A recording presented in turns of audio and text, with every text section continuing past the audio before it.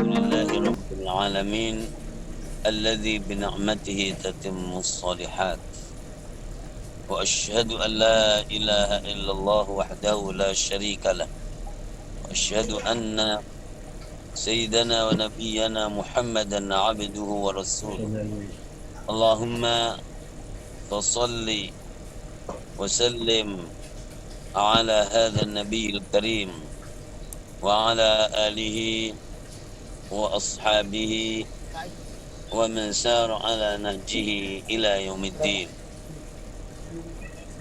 ثم أما بعد.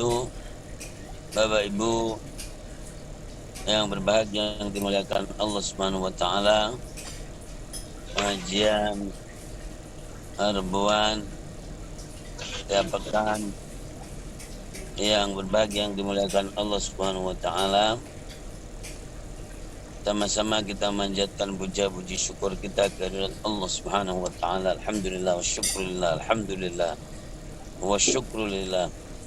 Atas anugerah Allah Subhanahu wa taala berikan kesempatan hidup yang umur dan Allah berikan kesehatan, Allah berikan kesembuhan. Semoga bagi yang sakit, teman-teman, sahabat, saudara dan bahkan keluarga kita, Allah hilangkan penyakitnya, Allah angkat. Amin. Dan Allah berikan kesembuhan, Allah mudahkan, lancarkan segala urusan kehidupan, dan Allah berikan keberhasilan, kesuksesan, serta Amin. Allah berikan keridhaan. Amin ya rabbal alamin.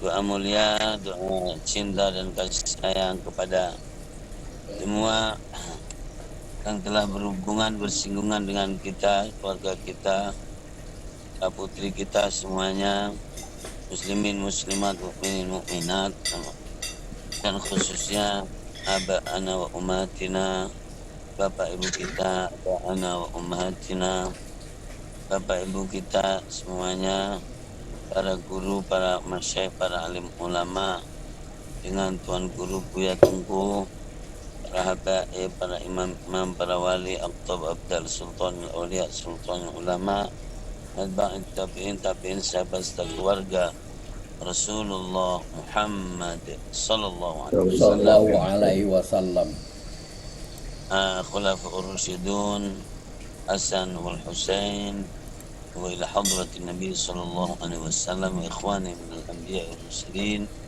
malaikati al-muqarrabin wal ruhil amin Jibril alaihi salatu wassalam, wa ila hadrati Rabbina azza wa jalla. Semuanya kita doakan ya untuk mereka semuanya dan sampai kepada Allah Subhanahu wa taala. Anta maksuduna wa ridhaka matlubuna. Amin ya rabbal alamin. Bapak Ibu yang dimuliakan Allah Subhanahu wa taala, ya, kita di pengajian kita ayat-ayat dari surat Al-Baqarah, dan kita sudah paparkan jadi 5 ayat pertama. Tentu berisikan tentang Al-Quran Al-Karim yang tidak diragukan akan isinya dan kebenarannya, Al-Quran Al-Karim, dan kemudian sifat orang-orang yang bertakwa. Ayat 6 dan 7 juga adalah tentang orang-orang yang disebutnya kafir. Innal ladzina kafaru sawa'un 'alaihim أأنذرتهم أم لم تنذرهم لا يؤمنون ختم الله على قلوبهم وعلى سمعهم وعلى أبصارهم غشاوة ولهم عذاب عظيم. Itu adalah ayat-ayat tentang orang kafir, orang ingkar. Kemudian yang berikutnya adalah jadi ayat-ayat tentang orang munafik. Saya baca dulu ayatnya dan nanti ada yang menerjemahkan, silakan. A'udzu billahi minasy syaithanir rajim. بسم الله الرحمن الرحيم ومن الناس من يقول آمنا بالله وباليوم الآخر وما هم بمؤمنين يخادعون الله والذين آمنوا وما يخدعون إلا أنفسهم وما يشعرون في قلوبهم مرض فزادهم الله مرضا ولهم عذاب أليم بما كانوا يكذبون وإذا قيل لهم لا تفسدوا في الأرض قالوا إنما نحن مصلحون ألا إنهم هم المفسدون ولكن لا يشعرون وإذا قيل لهم آمنوا كما آمن الناس قالوا أنؤمن كما آمن السفهاء ألا إنهم هم السفهاء ولكن لا يعلمون وإذا لقوا الذين آمنوا قالوا آمنا وإذا خلوا إلى شياطينهم قالوا إنا معكم إنما نحن مستهزئون الله يستهزئ بهم ويمدهم في طغيانهم يعمهون أولئك الذين اشتروا الضلالة بالهدى فما ربحت تجارتهم وما كانوا مهتدين. Ya, coba apa namanya, teman-teman, ya, silakan yang menerjemahkan Ibu, Bapak, dari situ biar bisa didapatkan ya. Pak Ustadz ya. Ya, siap. A'udzubillahi. Dan di antara manusia ada yang berkata, kami beriman kepada Allah dan hari akhir. Padahal sesungguhnya mereka itu bukanlah orang-orang yang beriman. Ayat 9. Mereka menipu Allah dan orang-orang yang beriman. Padahal mereka hanyalah menipu diri sendiri tanpa mereka sadari. Ayat 10. Dalam hati mereka ada penyakit, lalu Allah menambah penyakitnya itu. Dan mereka mendapat azab yang pedih karena mereka berdusta. Ayat 11. Dan apabila dikatakan kepada mereka, janganlah berbuat kerusakan di bumi, mereka menjawab, sesungguhnya kami justru orang-orang yang melakukan perbaikan. Ayat 12. Ingatlah, sesungguhnya mereka lah yang berbuat kerusakan, tetapi mereka tidak menyadari. Ayat 13. Dan apabila dikatakan kepada mereka, berimanlah kamu sebagaimana orang lain telah beriman, mereka menjawab, apakah kami akan beriman seperti orang-orang yang kurang akal itu beriman? Ingatlah, sesungguhnya mereka itulah orang-orang yang kurang akal, tetapi mereka tidak tahu. Ayat 14. Dan apabila mereka berjumpa dengan orang yang beriman, mereka berkata, kami telah beriman. Tetapi apabila mereka kembali kepada setan-setan, mereka berkata, sesungguhnya kami bersama kami hanya berolok-olok. Ayat 15. Allah akan memperolok-olokkan mereka dan membiarkan mereka terombang-ambing dalam kesesatan. Ayat 16. Mereka itulah yang membeli kesesatan dengan petunjuk, maka perdagangan mereka itu tidak beruntung dan mereka tidak mendapat petunjuk. Shadaqallahul azim. Sadaqallahul azim, benar Allah dengan segala firman-Nya. Ya, Bapak Ibu yang dimuliakan Allah, terkenal bahwa 8 jadi berapa ayat ini dari wa minan nasi may yaqulu amanna billahi wa bil yaumil akhir wa ma hum bil mu'minin sampai fama rabihat tijaratuhum wa ma kanu muhtadin adalah ayat-ayat yang menjelaskan tentang kelompok orang. Yang pertama adalah kelompok orang muttaqin yang sudah, kemudian kelompok kafirun yang sudah pula, dan kemudian sekarang adalah kelompok munafikun.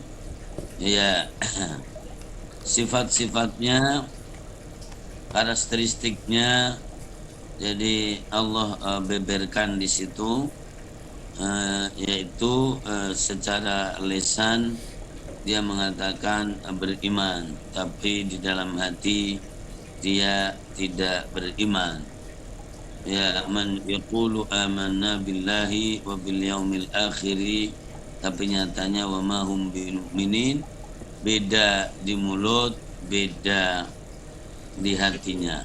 Ya, yukhadi'un Allah, mereka menipu Allah menurut mereka. Misalnya ngomong begini, Allah sudah saya tipu karena saya bilang beriman, dia nggak tahu padahal. Walladzina amanu, dan orang-orang yang beriman sudah berhasil saya tipu karena saya dikiranya adalah sama dengan mereka.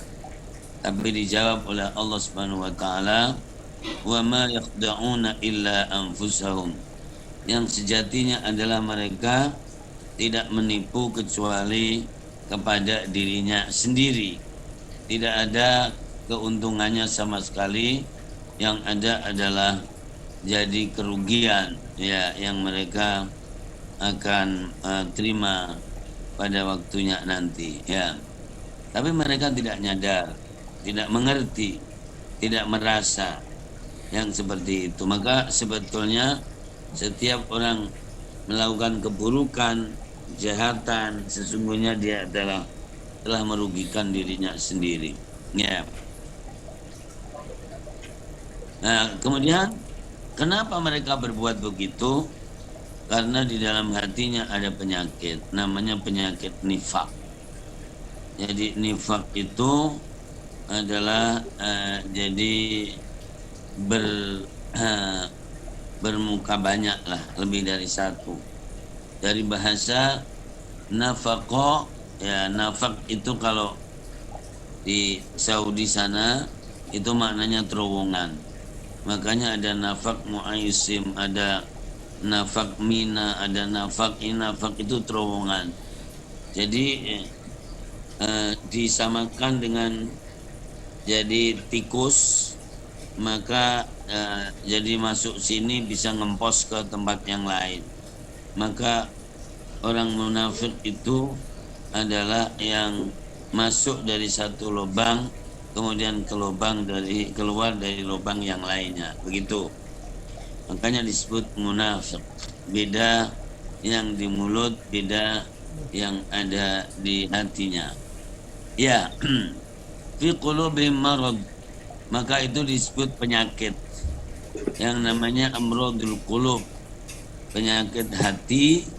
Maka itu domainnya bukan domain dokter, ya dokternya harus dokter rohani, dokter kejiwaan, maka harus ada tazkiyatun nufus, yaitu bagaimana mensucikan jiwa, menyembuhkan jiwa. Para nabi Allah Subhanahu wa taala dan khususnya Rasulullah sallallahu alaihi wasallam, ayat-ayat dalam Al-Qur'an seperti surat Al-Jumu'ah ayat yang kedua, huwallazi ba'atsa fil ummiyina rasulan minhum yatlu alaihim ayatihi wa yuzakkihim wa yu'allimuhumul kitab wal hikmah. Jadi para rasul dan khususnya Rasulullah tugasnya adalah ya yang ada itu yatlu alaihim ayatihi, membacakan kepada orang-orang ayat Allah Subhanahu wa taala. Ya, yatlu alaihim ayatihi wa yuzakkihim, dan membersihkan mereka. Ya, dibersihkan mereka dari penyakit-penyakit tadi. Ya, dan wa yu'allimumul kitab wal hikmah, dan ngajarin mereka kitab dan ilmu hikmah dan hadis, kitab Al-Quran dan hadis. Ya begitu. Maka fi qulubihim marad, di hati mereka ada penyakit, namanya penyakit nifak. Kalau di dalam kitab-kitab Tazkiyatun Nufus, dalam kitab-kitab tasawuf, maka kemudian ada yang namanya penyakit-penyakit hati, penyakit syirik dan riya, penyakit maksiat dan atham, dosa. Jadi penyakit riya, begitu, penyakit iri dan dengki, penyakit bakhil, pelit, medit, ya, penyakit ujub, takabur. Nah itu adalah menjangkit dari di hati orang. Ya, fi qulubihim marad fazadahumullahu marada, maka Allah menambah dalam hati mereka penyakit. Ya, fazadahumullahu marada. Apalagi kalau jadi melaksanakan di perbuatan hati yang tidak baik, malah justru semakin parah. Ya, walahum adzabun, kelak nanti akan ada siksaan yang pedih. Adzabun alimun bima kanu yakdzibun. Ingatkan, wa idza qila lahum la tufsidu fil ard, kamu jangan merusak di bumi ini. Ya, tapi mereka tentu jadi mengatakan justru tidak melakukan kerusakan itu. Ya, mereka mengatakan aku sedang memperbaiki, membangun, padahal jadi sungguhnya mereka sedang melakukan kerusakan. Ala innahum humul mufsiduna walakin la yash'urun. Dinasihati, dikatakan lagi, wa idza qila lahum aminu kama amanan nas, coba beriman sebagaimana orang pada beriman dengan baik kepada Allah Subhanahu wa taala. Nah, mereka menjawab dengan sombongnya, anu'minu kama amanus sufaha ala innahum humus sufaha walakin la ya'lamun. Ketahuilah bahwa mereka sungguh dalam kebodohan akan tapi tidak mengerti. Ya. Begitu juga wa idza laqul ladzina amanu qalu amanna, ketika ketemu orang-orang yang beriman, mereka mengatakan kami juga beriman juga kayak kamu. Tapi begitu kembali kepada grupnya, di situ Allah menggunakan kata syayatinihim. Jadi kembali kepada setan-setannya, luar biasa. Saking buruknya para pemimpinnya itu, maka disebut setan oleh Allah Subhanahu wa taala. Ila syayatinihim qalu inna ma'akum, mereka mengatakan aku bersamamu. Ya, padahal tadi adalah jadi tidak, ya. Beda, tadi kan bersama orang mukmin mengatakan kami beriman, tapi ketika kembali kepada setan-setannya tadi, maka mengatakan kami tetap setia bersamamu. Ya, luar biasa. Dan tadi ngapain di sono? Cuman ya ngetawain mereka aja. Gitu. Menghina dan mengetawain mereka aja. Walu innama nahnu mustahziun, nanti akan diremehkan dan diketawain oleh Allah Subhanahu wa taala, dan Allah membiarkan mereka di dalam kebingungannya. Dan itulah sebuah perniagaan. Jadi menukar yang benar jadi dengan kesesatan. Ini kalau kesesatan dengan petunjuk, dan itu adalah sebuah perniagaan dan tidak akan berhasil perniagaan mereka. Ini makna dekat, makna tekstual yang ada di ayat-ayat ini. Kalau dikembalikan kepada, jadi manusia itu adalah kumpulan sifat-sifat.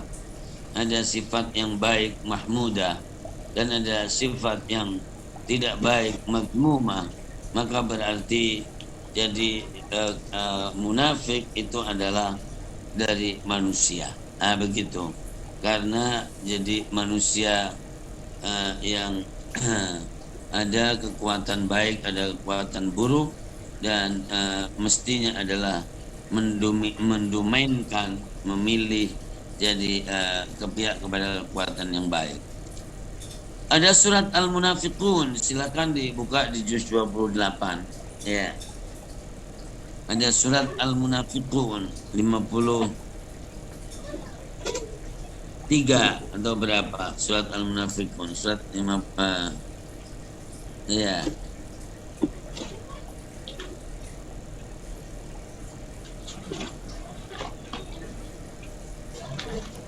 Surat 63. Ya, 63. Coba dibaca, Bapak tuh. Ayat berapa, Ustaz? Ayatnya, Ustaz? Di ayat 1 aja. A'udzubillahi minasyaitonirrajim. Bismillahirrahmanirrahim.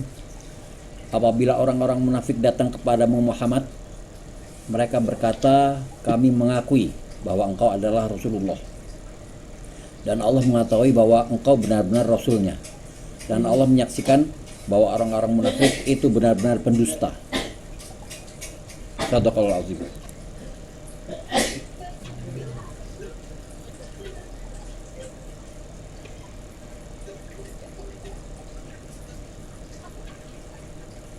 Iya, itu dari ayat 1 sampai selesai memang tentang sifat-sifat orang munafik. Setidaknya jadi di ayat yang pertama, idza ja'akal munafiqun, ketika datang orang munafik pada Rasulullah SAW, maka mereka serius banget, langsung mengatakan nasyhadu innaka Rasulullah. Ya. Jadi kami bersaksi bahwa kamu utusan Allah Subhanahu wa taala.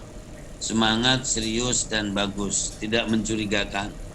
Dan Allah mengetahui bahwa Rasulullah Muhammad SAW adalah Rasulullah. Dan Allah menyaksikan bahwa orang-orang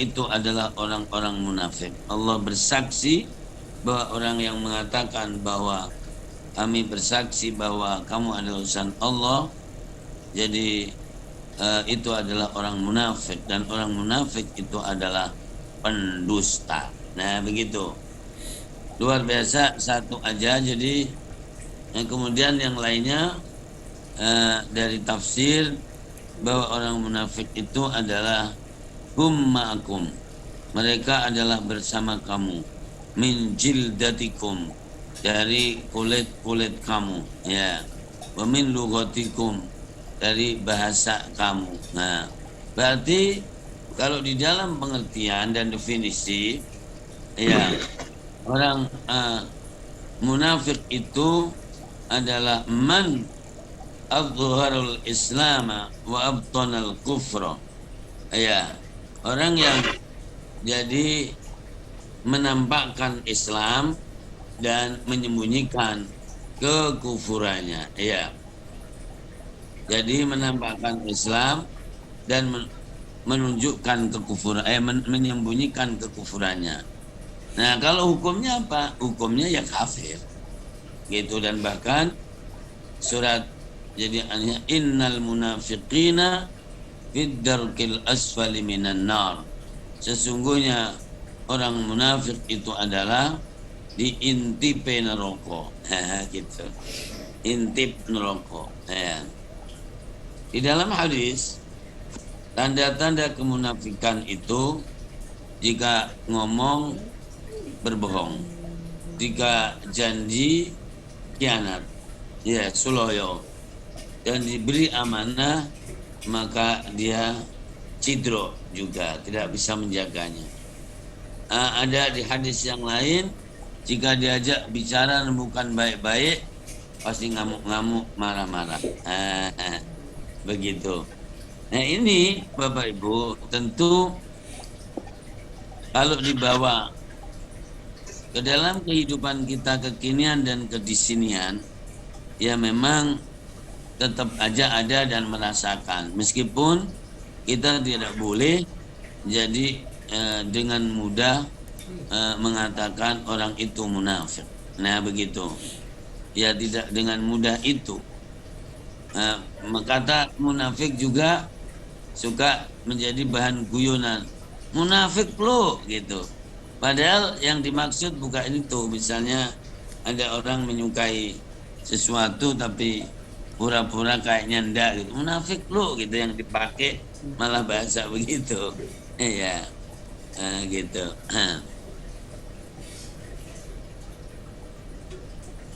Iya. Oke, silakan Bapak Ibu dicoba dielaborasi, dikembangkan dan bila ada yang kekinian dalam kehidupan kita, silakan didiskusikan dan nanti saya berikan komentar terkait pula dengan ayat-ayat yang berhubungan dengan masalah. Iya. Jadi itu sifat munafik dalam hadis. Juga tadi jika berjanji maka khianat, jika ngomong bohong, dan jika diberi amanat maka jadi dia tidak menjaganya, dan jika diajak ngomong baik-baik maka pasti dia adalah jadi marah-marah. Begitu ya. Silakan Bapak Ibu.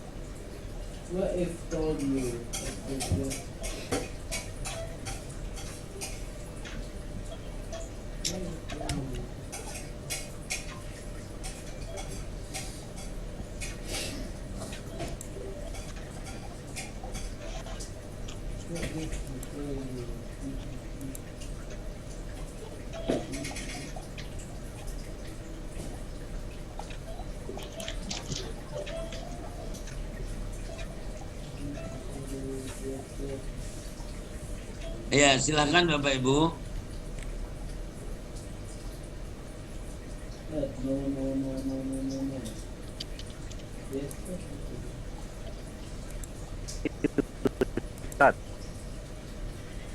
Kalau ada ini, ya silakan Bapak Ibu. Ya. Assalamualaikum warahmatullahi wabarakatuh. Waalaikumsalam. Pak Ustadz, bisakah diberikan contoh beberapa orang-orang munafikun pada saat Nabi masih ada, kemudian setelahnya, sehingga kami bisa mempelajari sejarah mereka. Pertanyaan kedua, kalau seseorang yang tadinya adalah Katolik atau Kristen seperti Snuk Orgronye di Aceh, untuk mengalahkan Aceh itu beliau masuk Islam, apakah bisa disebut sebagai orang munafik atau tidak? Terima kasih Ustaz. Wassalamualaikum warahmatullahi wabarakatuh.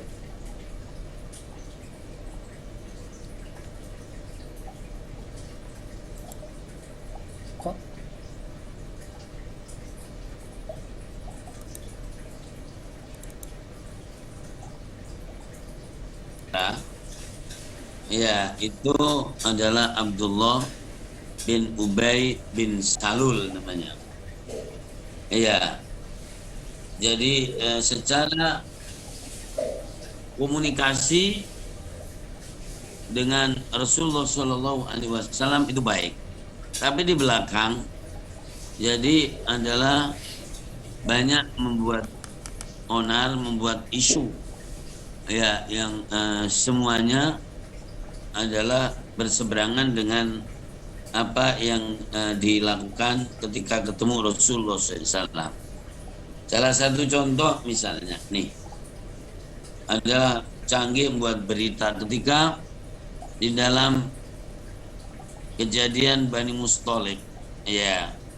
Kemudian Rasulullah Shallallahu Alaihi Wasallam bersama Ummul Mukminin Aisyah radhiyallahu anha. Dan biasa Rasulullah ada tim advance, dan ketika pulang juga ada ya tim yang belakang dan untuk memeriksa barang-barang atau apa. Dan ketika mihmal itu semacam, ya kalau orang pesantren menyebutnya sekedup, ya adalah tempat yang diletakkan di atas punggung unta, dan kemudian disitulah siapa yang ada di situ ditutupin itu atau dijaga dengan itu. Nah, tahu-tahu karena dalam persiapan dan Ummul Mukminin Aisyah radhiyallahu anha ada hajat, maka kemudian jadi turun. Ya, dan kemudian unta itu berjalan dan dikiranya adalah ada di situ, ada di dalamnya. Dah berjalan. Lalu jadi semuanya sudah berjalan, dan ada Sofwan bin Mu'attal adalah tim yang di perintah Rasulullah untuk memeriksa barang. Ternyata jadi dalam remeng-remeng yang gelap gitu sudah masuk malam, kemudian jadi tahu bahwa itu adalah Ummul Mukminin, maka jadi kemudian baca tasbih subhanallah dan tidak ngomong apa-apa. Kemudian anaqatahu Sofwan bin Mu'attal merendahkan untanya, kemudian masuk dan berjalan sampai Madinah. Ya, dan itu pun menurut jadi sirahnya tidak ada perbincangan apapun. Begitu sampai Madinah, jadi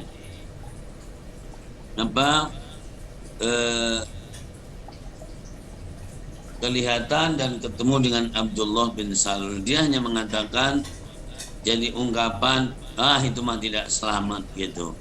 Dan bagaimana jadi membuat berita itu cepat jadi beredar di seluruh Madinah, flyernya mungkin forwardnya begitu, sehingga tidak lama Madinah diguncangkan dengan berita itu, dan Rasulullah SAW sangat terpukul dan kemudian mengizinkan Aisyah pergi ke rumah orang tuanya dan bertanya dengan yang lainnya, gimana minta pendapat. Itu luar biasa. Bagaimana jadi sina'atul isya'ah, jadi membuat isu yang jadi diprakarsai oleh kimbongnya jadi namanya Abdullah bin Ubay bin Salul itu. Ya, yang meskipun pada akhirnya nanti turun surat An-Nur menyatakan bahwa Aisyah adalah bebas dari semua tuduhan itu. Jadi yang ada. Nah, itu diantaranya contoh. Kemudian lain lagi yang juga sangat serius, maka jadi tidak rela kalau kiblat dan afiliasi publik itu adalah kepada Muhammad Sallallahu Alaihi Wasallam melalui Masjid Nabawi. Maka dia punya akal, kemudian membuat masjid dan meminta Rasulullah Sallallahu Alaihi Wasallam mengumumkannya. Pada waktu itu meresmikannya. Pada waktu itu Rasulullah punya perjalanan dan Rasulullah jadi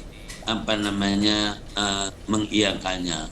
Ya, begitu pulang mestinya langsung ke situ, tapi memang ke situ dan bukan meresmikan masjid, tapi membakar masjid, karena jadi Allah memberitahu bahwa masjid itu memang baik, tapi niatnya adalah untuk membelah jadi umat dan membelah kamu dari umat.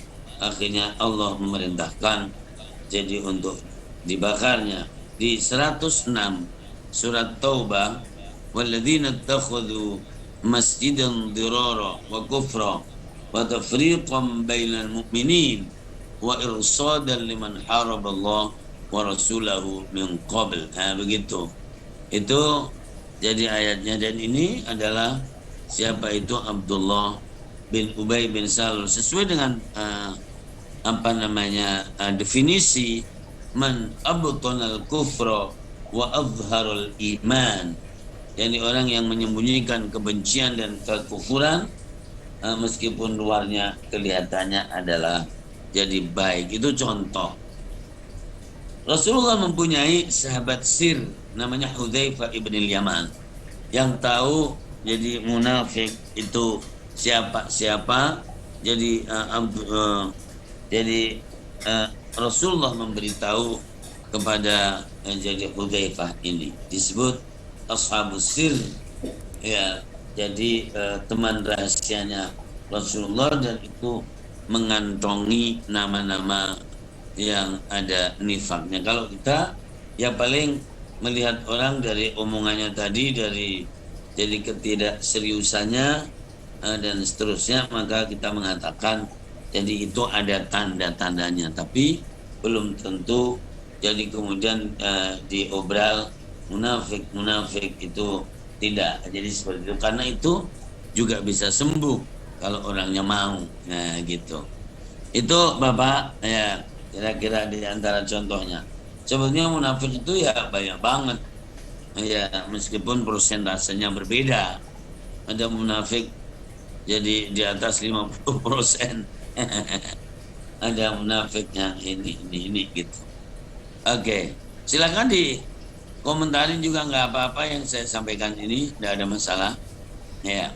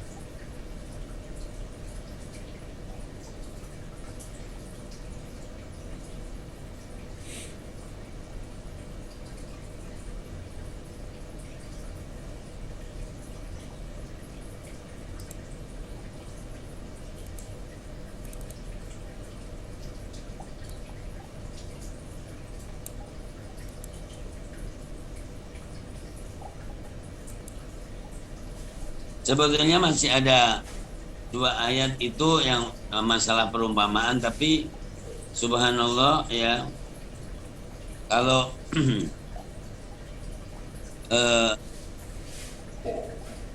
lanjutannya yang Hudzaifah bin Yaman, jadi pernah suatu hari jadi Umar bin Khattab ketemu dengannya dan minta dikasih tahu aku termasuk orang munafik atau enggak yang kamu simpan. Yang nggak mau ngasih tahu karena itu kan berbahaya, karena itu bukan rahasia kalau dikasih tahu. Ditonjoklah Hudzaifah bin Yaman tadi dan akhirnya dikasih tahu bahwa kamu tidak termasuk. Begitu, dan Umar bersyukur kepada Allah Subhanahu wa taala, dan itu adalah orang terakhir jadi yang diberitahu oleh Hudzaifah. Memang ia paling melihat dari ciri-ciri yang dibeberkan dalam Al-Quran dan dibeberkan dalam hadis Rasulullah Sallallahu Alaihi Wasallam. Tapi bisa sembuh nggak? Segalanya bisa sembuh. Sedangkan orang kafir aja bisa berubah, bisa masuk Islam. Ya. Oke, silakan Pak Ibu yang terkait dengan kekinian, karena bisa dielaborasi dan bisa dibawa jadi dalam keseharian juga. Ya. Mau nanya ini Ustaz, Assalamualaikum. Waalaikumsalam, silakan. Kalau di kekinian kan ada kelompok yang namanya JIL, Islam Liberal. Itu kan dari beberapa pernyataannya menyatakan yang Quran tidak sempurna lah, ya. Jadi menghujat Al-Quran. Itu gimana, Ustaz? Kan salah satu ciri khas dari ini kan munafiknya bukan munafik amali ya, munafik i'tiqadi. Yang dia menampakkan keimanan padahal dia kufur. Nah, kalau seperti Kalau seperti kelompok-kelompok kayak gitu gimana Ustaz? Ya yang dia nyata-nyata memang menyatakan ya ketidaksetujuan dengan Al-Quran lah. Dianggap Quran itu tidak sesuai zaman lah gitu Ustaz. Syukran, jazakallahu khairan. Assalamualaikum warahmatullahi wabarakatuh. Waalaikumsalam. Silakan baca surat Al-Furqan, ada yang membacakan terjemahnya. Setidaknya dari ayat 1 sampai ayat-ayat yang ke-7. Ya. Silakan surat Al-Furqan.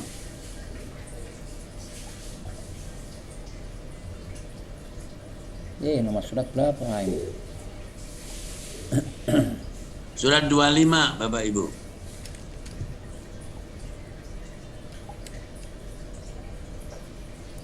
Satu sampai 3 Ustaz ya? Silakan ya. A'udzubillahi minasyaitonirrajim. Bismillahirrahmanirrahim. Surat Al-Furqan ayat 1. Maha suci Allah yang telah menurunkan Furqan Al-Quran kepada hambanya Muhammad agar dia menjadi pemberi pengertian kepada seluruh alam, jin dan manusia. Ayat 2, yang memiliki kerajaan langit dan bumi, tidak mempunyai anak, tidak ada sekutu baginya dalam kekuasaannya, dan dia menciptakan segala sesuatu, lalu menetapkan ukuran-ukurannya dengan tepat. Ayat ketiga, namun mereka mengambil Tuhan-Tuhan selain dia untuk disembah.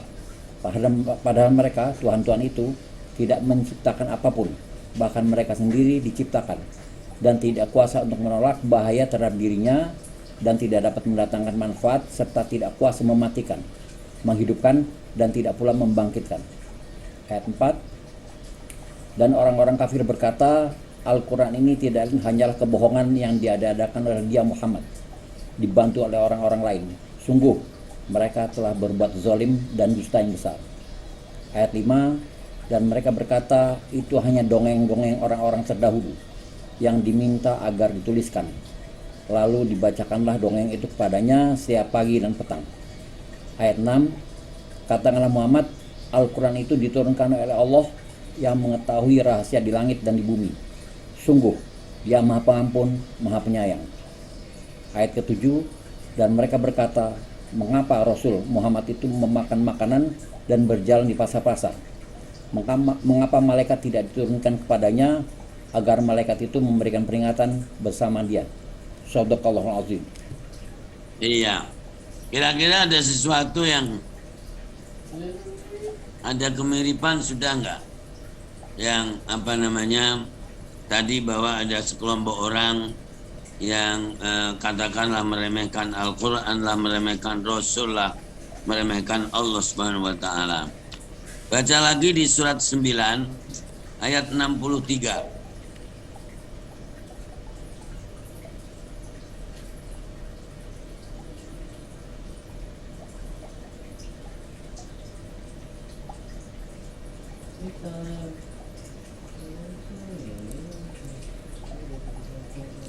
Tidakkah mereka orang munafik mengetahui bahwa barang siapa menentang Allah dan Rasulnya, maka sesungguhnya neraka jahanamlah baginya. Dia kekal di dalamnya, itulah kehinaan yang besar. Shadaqallahu azim. Terus lanjut dulu. Ayat 64. Orang-orang munafik itu takut jika diturunkan suatu surat yang menerangkan apa yang tersembunyi di dalam hati mereka. Katakanlah kepada mereka, teruskanlah berolok-olok terhadap Allah dan Rasulnya, sesungguhnya Allah akan mengungkapkan apa yang kamu takuti itu. Ya. Terus satu lagi. Ayat 65, dan jika kamu tanyakan kepada mereka, mereka akan menjawab, sesungguhnya kami hanya bersenda gurau dan bermain-main saja. Katakanlah, mengapa kepada Allah dan ayat-ayatnya setelah Rasulnya kamu selalu berolok-olok? Shadaqallahu azim. Clear? Sudah nyambung? Nyambung banget, Ustaz. Tidak usah ngomong saya. Jadi mentertawakan Allah, Rasul dan Quran. Nah gitu kira-kira. Maka itu adalah orang munafik yang menjadi problem. Kalau kita mengatakan munafik kepada mereka, mereka malah senang karena menjadi populer kan.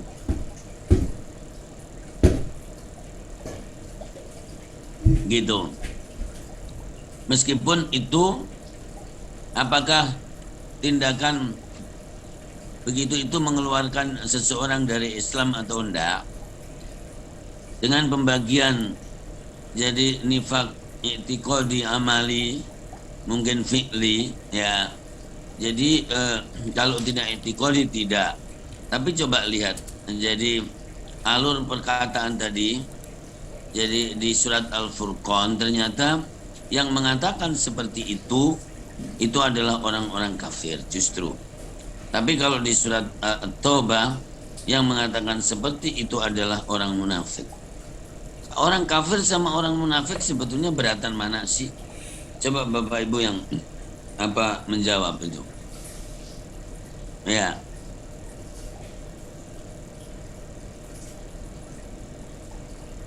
Orang munafik, Ustaz. Karena kan fidarkil asfari minan nar. Ya. Dari sisi itu orang munafik lebih berat. Yang menjadi ringan orang kafir itu orang yang jelas. Jadi dia kafir. Kalau orang munafik itu orang selunam-selunum. Ya. Kelihatannya muslim dan itu sesuai dengan ungkapan dia adalah dari kulitmu, dari bahasamu, dari jenismu. Ternyata dia adalah jadi di luar kamu gitu. Musuh dalam selimut, Ustaz ya? Ya. Musuh dalam selimut. Ya, bahasanya seperti itu. Tapi semuanya bisa berubah. Gitu. Semuanya bisa berubah, orang kafir juga bisa beriman dan bertobat. Kemudian orang munafik juga bisa insaf dan sadar. Nah, ujung dari Snok Ogronya, apakah jadi pada ujungnya itu kemudian beriman beneran atau itu adalah jadi sebuah kamuflase gitu. Mungkin jawabnya bisa Allah yang Maha Tahu, tapi memang bisa dibagi. Di saat dia masih sangat loyal untuk bangsanya dan untuk keyakinannya, maka bisa itu adalah sebuah kepura-puraan. Bisa juga. Ya. Tapi bisa juga kepura-puraan untuk melakukan kebaikan, untuk sholat, untuk masuk Islam, untuk pergi haji bahkan. Itu bisa juga tahu-tahu pada akhirnya merubah dia dan menjadi sungguh-sungguh. Dan itu juga ada beberapa yang seperti itu.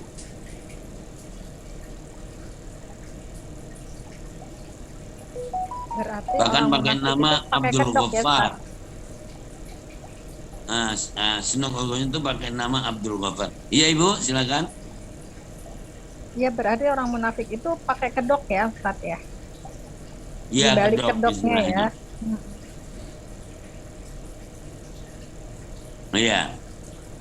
Tauriyah, kepura-puraan atau pakai kedok, tapi dia yang paling tahu.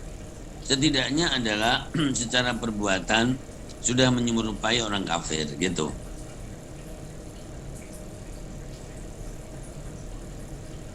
Munafik itu jahat, jelek. Makanya doa Rasulullah SAW, Allahumma inni a'udzubika minal kadhibi wa su'il akhlaq wa minan nifaq, dari kemunafikan. Sesuatu yang dimohonkan kepada Allah jadi perlindungan berarti sesuatu yang buruk, sesuatu yang jahat.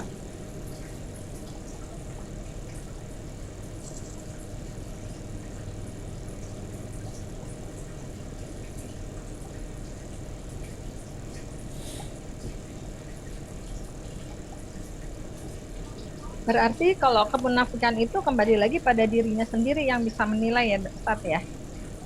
Dirinya Iya, sendiri kan yang bisa menilai. Dirinya sendiri bisa menilai dan orang lain bisa mengamati dari sikap dan sikapnya. Akan tetapi memang untuk mengobrol atau selalu menyebutkan dia munafik itu tidak baik. Makanya Rasulullah melarang juga Hudzaifah ibn Yaman untuk jadi memberitahu orang-orang yang memang Rasulullah diberitahu oleh Allah bahwa dia adalah munafik. Memang kadang tidak disebutkan karena menyebutkan munafik pun juga membesarkan dia ketika memang dia orang lagi sedang mencari sensasi atau orang yang dipakai orang lain on mission, maka dia malah menjadi senang begitu. Tapi ketika tidak dikomentari, tidak dianggap, maka dia menjadi nyungsep. Dan tahu nggak Bapak Ibu, jadi orang-orang yang jadi di waktu gagahnya, di waktu masih punya mimbar, mau menjadi corong-corong kemunafikan, pada ujungnya tetapi sudah pada diem semuanya, karena mungkin karena usia atau karena tobat atau supportnya udah berhenti, nah, kan bisa aja.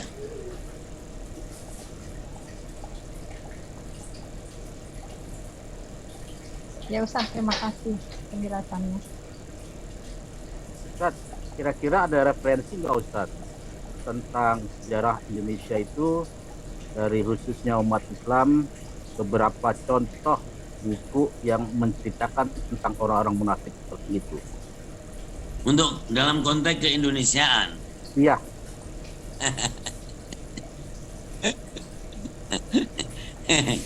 Ya, jadi di Indonesia ini, jadi sejarahnya sebenarnya tidak jelimet, tidak rumit juga, dan juga belum lama juga, kan baru 77 tahun, yaitu jadi bangkit lebih cepat, pulih lebih kuat. Ya, tidak rumit. Dan Indonesia tentu yang dimaksud sejarah perjuangan kita pangkas saja, itu adalah tahun 1908 di Budi Utomo itu. 1911 berdirilah yang namanya PUI, yang pendirinya dua menjadi pahlawan nasional.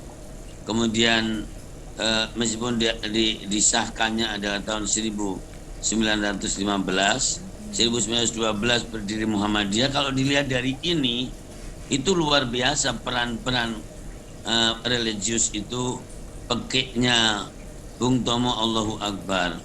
Kemudian meledak Perang Dunia jadi pertama, ya masuklah jadi tahun 1920-an, ya kemudian di tahun 1926 berdiri Ormas Nahdlatul Ulama, ya 28 ada Sumpah Pemuda, 31 ada PNI-nya Pak Karno, ya kemudian terus begitu, dan masuklah, dan itu ada di masa penjajahan jadi Belanda, ya.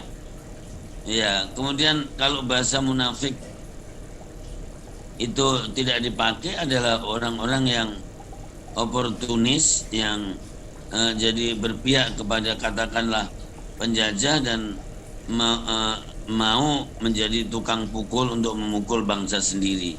Kira-kira seperti itu. Dan kemudian datanglah jadi Jepang, dan justru di Jepang itu adalah nanti upaya ada dua sisi, jadi memang dijajah lama juga membuat jadi paham situasi, akhirnya terbentuklah BPUPKI, ya kan begitu. Ya, kemudian jadi ada kasus di bomnya Hiroshima dan Nagasaki, dan bersama itu terbentuklah PPKI.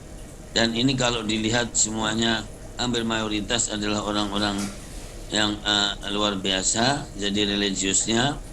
Dan dari situ terbentuklah Panitia 9 yang menggodok jadi persiapan itu, dan muncullah Piagam Jakarta tanggal 16 jadi Juli sampai 22 Juli atau 10 Juli sampai 22 Juli, yang sebelumnya 30 Mei Juni 1, ya kan, maka sidangnya, dan kemudian mencetuskan poin-poin yang kemudian kelak disebut Pancasila, dan diresmikan menjadi Piagam Jakarta, ya. Dan menjelang jadi tanggal 17 dan kemudian menyatakan kemerdekaan. Sore Dr. Andes Muhammad Hatta memanggil beberapa orang dari Panitia 9 karena mau diajak mengumumkan besoknya adalah Undang-Undang Dasar 45 18 Agustus dan menghilangkan salah satunya 7 kata ketuhanan dengan kewajiban syariat Islam bagi pemeluknya, karena memang sejarahnya ada deal, ada orang-orang yang menginginkan jadi bahwa nuansa Islam muncul seperti ya beberapa teman-temannya Bung Karno sendiri, dan memang itu kemudian menjadi tidak terakomodir dan nanti menjadi yang tertuduh di setelah beberapa tahun kemerdekaan TNI, kemudian DITI dan seterusnya. Itu adalah jadi luar biasa, yang awalnya pada teman baik kemudian menjadi teman tersingkir dan tertuduh dan seterusnya. Itulah sejarah bisa diurut, saya aja hampir bisa ngurut per tahap dan seterusnya. Orang-orang oportunis tentu ada, pasti jadi begitu. Ya. 48 juga ya Ustaz ya. Iya, itu 48. Ya. Dan seterusnya. Ya. Jadi luar biasa. Sebetulnya ya negeri kita sangat bersyukur, tapi jadi itu tadi Masya Allah. Dan yang kalau saya lebih cenderung negeri ini mah dijaga oleh Allah Subhanahu Wa Taala. Amin. Ya, jadi begitu.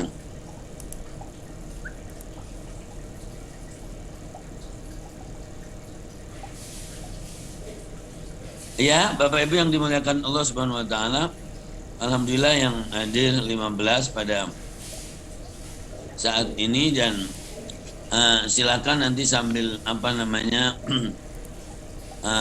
jadi kalau format saya kira jadi begini supaya Al-Quran kita tertib dan kuat, dan kemudian dikembangkan secara kekinian diantaranya jadi didiskusi dan pendalaman yang ada ya. Oke. Jadi Bapak Ibu, kalau memang sudah tidak ada untuk kali ini kita cukupkan segini. Tanggal jam 20.30 saya ada khataman. Ini khatam Al-Quran yang ke-4 berapa tadi itu. Jadi 1403 ya, ini sebentar ini. Jadi memang pada dihitung seperti itu ya. Alhamdulillahirabbil alamin. Bapak Ibu, kita cukupkan ya dulu ya. Ya Ustaz. Ya Ustaz, terima kasih Allahumma banyak. alimna ma yanfa'una wanfa'na bima 'allamtana wa zidna ilma. Allahumma ati nufusana taqwaha wa zakkiha anta khairu man zakkaha anta waliyuha wa maulaha ya arhamar rahimin. Allahumma arhamna bil Qur'an. Allahumma arhamna bil Qur'an. Amin. Allahumma arhamna bil Qur'an warzuqna tilawatu ana al-laili wa atrafna ala al-wajhi al-hasan wa bismillah Muhammad wa ala ali sabbi ajmal. Alhamdulillahi rabbil alamin. Syukran, Wassalamualaikum warahmatullahi wabarakatuh. Waalaikumsalam. Sama-sama Bapak Ibu, masyaallah. Terima kasih Pak Ustaz. Alhamdulillah. Alhamdulillah. Ya. Waalaikumsalam warahmatullahi wabarakatuh. Baik.